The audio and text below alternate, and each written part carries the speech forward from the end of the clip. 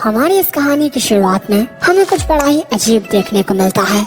एक लड़का एक रस्सी पर चलने की कोशिश कर रहा था, लेकिन तभी अचानक वो रस्सी हिलने लगती है और इसके बाद कुछ लोग कहते हैं कि तुम हमेशा ही लड़ते रहते हो। शायद से ये सभी इसके क्लासमेट्स हैं जो इससे दूर ही रहते हैं, क्योंकि उन्हें ये काफी ज्यादा खतरनाक लगता है और उसके माता पिता भी उसे पसंद नहीं करते, क्योंकि वो दूसरों से अलग है। उसके बाल, उसकी आँखें अलग अलग हैं और इसी तरह हर कोई शुरुआत से ही बस उसे गलत कहते आया है और इसी वजह से अब वो बिल्कुल अकेला है।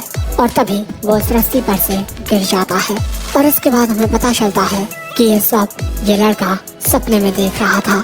शायद से ये उसकी पुरानी यादें थी। अब इसके बाद हमें टॉनपुर शॉपिंग स्ट्रीट का सीन दिखाया जाता है और यहाँ पर सब कुछ काफी प्यारा होता है। यहाँ पर एक बोर्ड भी था जिस पर लिखा हुआ था कि कोई भी जो इस गली में तोड़फोड़ करेगा या यहाँ पर कुछ भी नुकसान करेगा उसे वो फौरन सबक सिखाएंगे। अब इसके बाद हम कुछ लड़कों को देखते हैं जो एक लड़की को परेशान कर रहे थे, लेकिन वो लड़की उनसे जरा भी नहीं डर रही थी। वो लड़की वहाँ से जाने की कोशिश करती है, लेकिन वो लड़का उसका हाथ पकड़ लेता है। लेकिन तभी एक और लड़का उस लड़के के कंधे पर हाथ रखता है और बोलता है कि तुम्हें दिन दहाड़े ऐसे गलत काम नहीं करने चाहिए। ये बात सुनकर वो लड़का बोलता है कि कौन है वे तू, हाँ? और उसमें पंच मार देता है, लेकिन उसके हमले से बचते हुए वो लड़का उसी में एक मुक्का मार देता है और एक ही मुक्के में उस लड़के की हालत खराब हो जाती है। अब इसके बाद ये लड़का जो हमारा मेन कैरेक्टर है बोलता है कि तुम कमजोरों को परेशान क्यों करते हो, हाँ? तुम मेरा चेहरा और नाम अच्छे से याद कर लो ताकि कमजोर मुझसे दूर रहें और ताकतवर मुझे खुद ढूंढ लें। मेरा नाम है हारुका साकुरा, फूरन हाई स्कूल से। अब इसके बाद साकुरा यहाँ से जाने लगता है। तो तभी वो लड़की साकुरा के पास जाती है जिसे गुंडे परेशान कर रहे थे और वो उसे जाकर रोकती है और शुक्रिया कहती है। तो साकुरा कहता है कि क्या तुम मुझसे कह रही हो? वो लड़की बोलती है कि और कौन है यहाँ पर? और इसके अगले ही पल में साकुरा शर्मा जाता है और हड़बड़ाते हुए बोलता है कि मैंने तुम्हें बचाने के लिए उन लड़कों से फाइट नहीं की थी। लेकिन तभी वो लड़की पूछती है कि क्या तुम्हें भूख लगी है? साकुरा बोलता है कि नहीं। लेकिन इसके अगले सीन में हम साकुरा को उस लड़की की दुकान में देखते हैं और हमें पता चलता है कि साकुरा इस टाउन का है ही नहीं।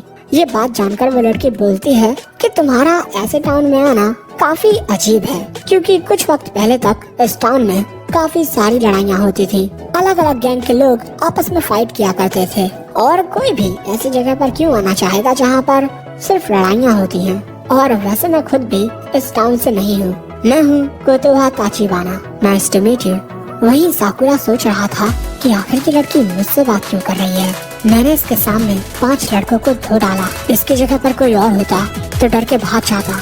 लेकिन तभी ताचिबाना बोलती है कि तुम खा नहीं रहे, क्या तुम्हें ऑमलेट पसंद नहीं?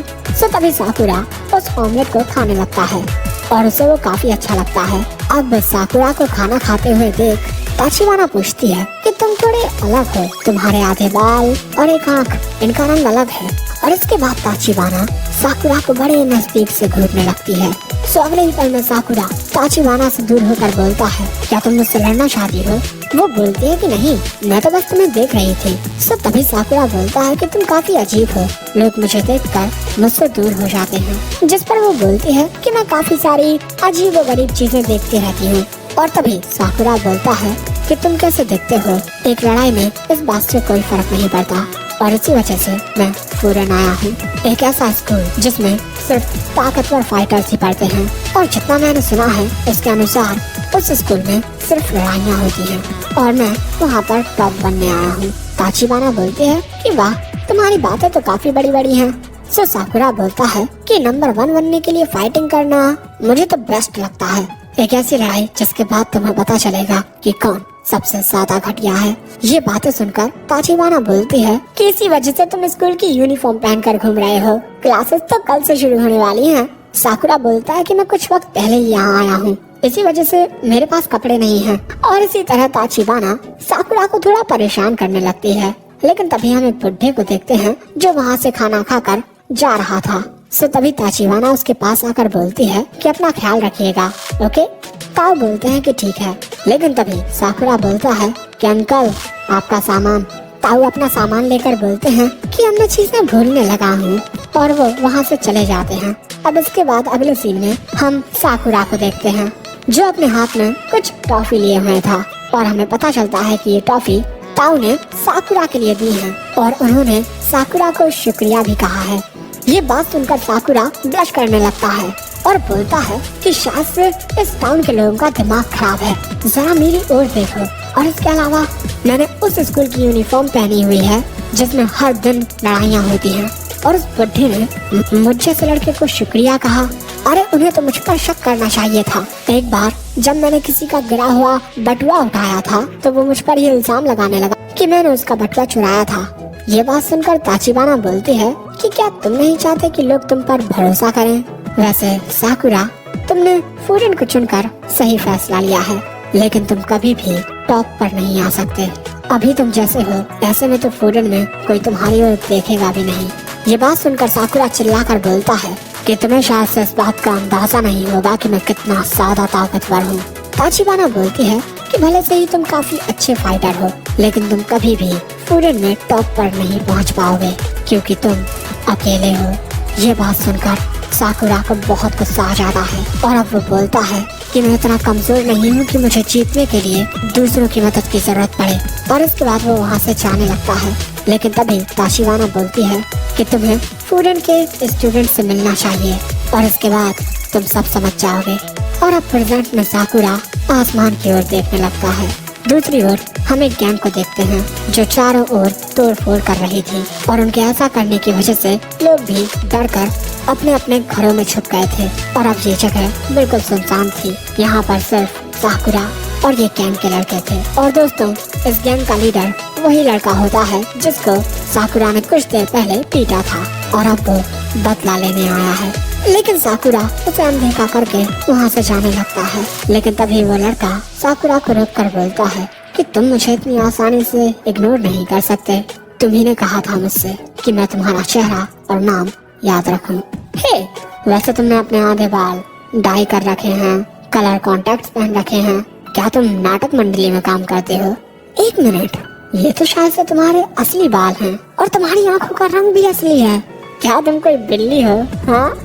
और इसी तरह वो साकुरा का मजाक उड़ाने लगता है। साकुरा मन में कहता है, हाँ, सभी लोग बिल्कुल ऐसा ही रिस्पॉन्स देते हैं। हर कोई मुझसे दूर रहता है और मुझे इन चीजों से ज्यादा फर्क भी नहीं पड़ता, लेकिन मैं अपने अंदर कुछ वैल्यू ढूंढ रहा हूँ।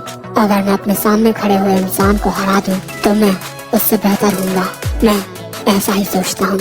लेकिन तभी उसे ताचिबाना की बात याद आती है कि तुम कभी भी टॉप पर नहीं पहुँच पाओगे क्योंकि तुम अकेले हो। दूसरी ओर वो लड़का बोलता है कि तुम्हारी किस्मत बहुत खराब है, अब हम तुम्हें पीटने वाले हैं। लेकिन अगले ही पल में साकुरा उसमें एक मुक्का मार देता है और चिल्लाकर कहता है कि तुम लोगों ने मुझे छोड़ा है। मैं जानता हूँ कि मैं अजीब दिखता हूँ, लेकिन मैंने तुम्हारे साथ क्या गलत किया है? मैं यही हूँ। और इसके बाद साकुरा उन सभी से लड़ना शुरू कर देता है। वो उछलते हुए उन सभी को कूट रहा था। ये सभी उस पर एक साथ हमला करते हैं, लेकिन फिर भी उसका कुछ नहीं बिगाड़ पाते। वो उन सभी पर भारी पड़ रहा था। और दोस्तों, सच में ये फाइट बहुत ज्यादा बढ़िया है।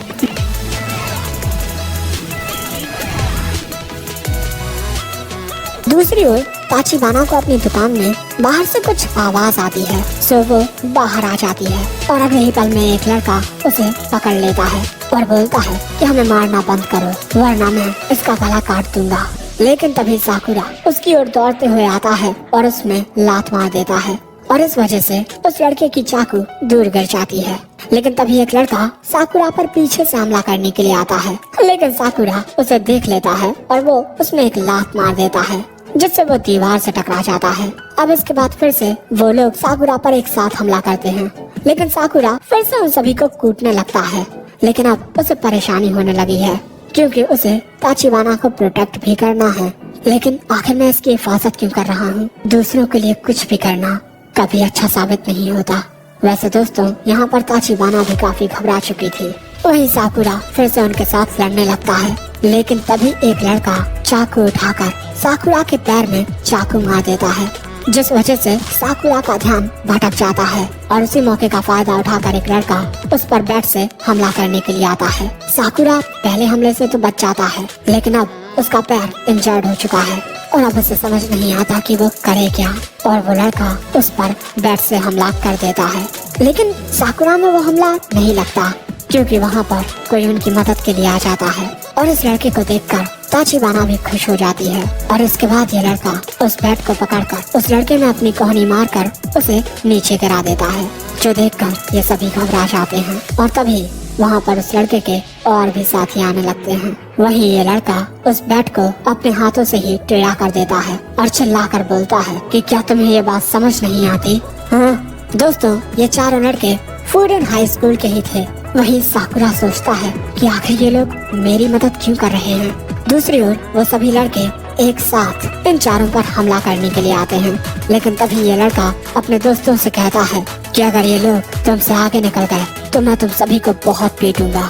और अब दोस्तों इनके बीच लड़ाई होने लगती है और इतने सारे लोगों पर फूडन हाई स्कूल के ये 4 बच्चे भारी पड़ रहे थे। और वैसे भारी तो हमारा साकुरा भी पड़ रहा था, लेकिन तभी एक लड़का साकुरा पर हमला करने के लिए आता है, लेकिन साकुरा को टच करने से पहले ही हिरागी उसे लात मारकर दूर फेंक देता है और साकुरा से कहता है कि तुम पीछे रहो, वरना तुम्हें प्रोटेक्ट करना मुश्किल हो जाएगा।